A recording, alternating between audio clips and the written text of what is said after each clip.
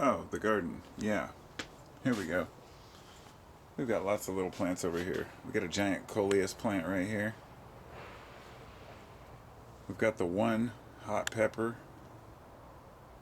from a dollar 15 plant that was sitting there. It was on closeout because it was already grown, but a bunch more grew. It'll keep going as long as there's summer. We've got a variety of different plants over here, and then the giant sunflowers, which, my goodness, they became 7, 8 feet tall. They really did become mammoth sunflowers. So over here I wanted to show you, this is what happens when you allow your lettuce to bloom out, and you end up with a whole lot of these little buds, little flowers, and then they make the little wishers, and you harvest those, and there's seeds inside the little pods. And then you've got seeds for next year, and I have seeds for basically everything I want to grow. Just like the corn over there, which is seeding out right now. But I have this corn right here, which I just planted, well, not just planted, but about say a month and a half after the other corn. So it would be ready right about now, actually. And it's not too big, but it was kind of an experimental area. It doesn't get as much sun here. And a couple more sunflowers, and as I move past this, I've got all this tobacco, which I mentioned before. I come out here and I have a couple videos talking about how I topped the plants and which ones I harvested seeds from. And I come out here and I just harvest all the flower tops anytime I see any growing. And what that does is puts more energy into the plants, the leaves rather, instead of the buds. And a lot of people come down here and they'll pick off what they call the sucker branches too, which are these.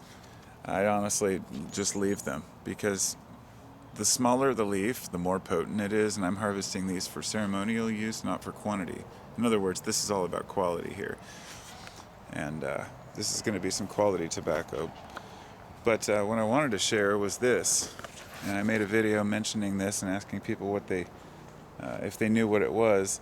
And I had my phone with me and I was going to share this article that I had, but now that I came out to make the video, I forgot to bring it with me. But anyhow, it's called the apple of Peru. And it is considered an invasive species in, say, Ohio and some other places. It profusely produces these flowers, these purple and white flowers, and I'm sure they vary in color. And afterwards, they produce these little pods behind them. And each one of these pods it looks like a little lantern, and it contains a seed pod inside.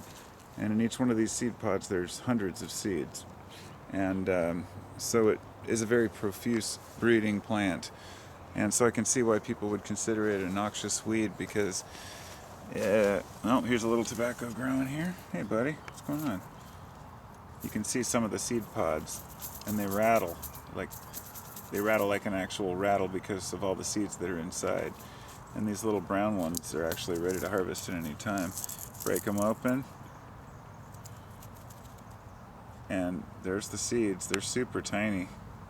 Tobacco seeds will continue to grow for years because they actually require sunlight to bloom. But here's the apple of Peru plant. Now look at that. I've got a pretty big grip. I mean, that's like an inch and a quarter across, and this hasn't been here that long, so it's a pretty hardy plant. And I was going to get rid of it, but then I decided I actually enjoy it. And it's a pretty cool plant. It's beautiful. I'm going to plant some more in front, but do it carefully. So anyway, what I really wanted to say was it's called a Nicandra physolaides or something of the sort, the Latin name. And it actually contains compounds which are also similar to withanolides. And withanolides are the compounds that are actually found inside, if you've ever taken ashwagandha, the withanolides are the component that's medicinal within ashwagandha. And I've found that it has many anti-stress properties. But if I'm not mistaken, this is a member of the Solanaceae family, which includes, I guess, peppers, potatoes, and tomatoes, but it also includes the deadly nightshade, I think, and some other poisonous plants. So it comes down to how much you consume of these plants. But these little balls are said to have medicinal properties in them, and the leaves can be used to make a concoction for head lice. And from what I read, I think it was the seeds that can be ground down and made into and there's lots of seeds in each one, and they can be made into a concoction that's good for, well, it has various alkaloids in it, and I'm an alkaloid fan. I love alkaloids because there's just so many fascinating different compounds that interact with the human psyche and the human body, and we're just so young in the research. There's just so much to learn in so many plants. And if you go back and you look at some of the traditional uses by, say, Native Americans, you might find some useful, information. However, Apple of Peru kind of gives it away that these were originally from South America. So Native Americans didn't have time to build this up into their, plant groups. So what I would say is go to Peru, right? Talk to the Peruvians. And so far I haven't found a lot of information on it. But here's what I am going to say. It grew in my garden. And because it grew in my garden on its own without being planted, I figure it was brought to me. A plant that large. It must be. It's just beautiful. So I'm going to find out more about it, and when I do, I will share it all with all of y'all. And meanwhile, I'll come over here and look at my tomato plant. There is a tomato. I don't like tomatoes, but I love the smell of the leaves. And this corn on the cob, which is way overdone, I'm just harvesting the seeds out of it, assuming the squirrels don't get to it first. But anyway, I see a spider there. What's up, bro? I just love scenes like that. And then I've got my grapes over here.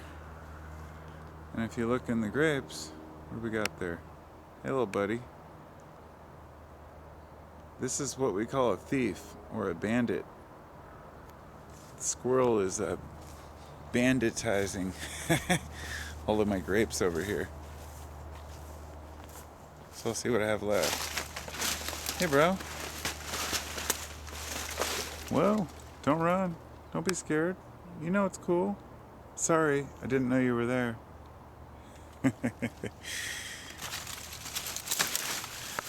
See if I can find any that are still good to show you.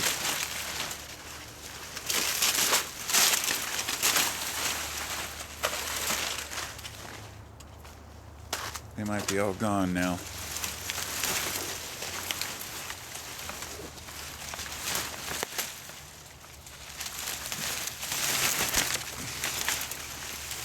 Oh well, all my grapes get stolen by the critters now. It's okay, it is what it is. This was a tree of mine that blew down in the yard about 4 years ago, and we just left a huge chunk of it. It took down my power wire all the way back to the house and ripped that mast out of the house. It was a nightmare, but we got it fixed. And yeah, so that's my area. Here's my fire pit. Thanks for coming along, and we'll talk to you soon.